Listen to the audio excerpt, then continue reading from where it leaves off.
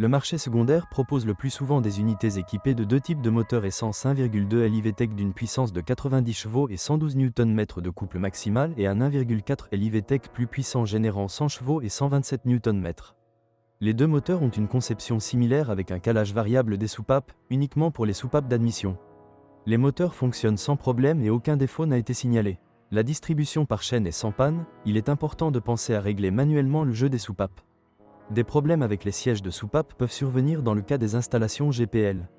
La question est de savoir si son installation a un sens, puisque la consommation de carburant peut facilement être maintenue autour de 6,5 à 7 litres 100 km. Parfois, on peut trouver dans les annonces une version hybride qui n'a jamais été proposée sur le marché.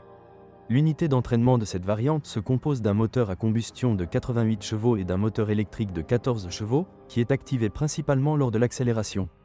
Le tout est associé à une boîte de vitesse CVT à variation continue, d'ailleurs également disponible avec un moteur essence plus puissant.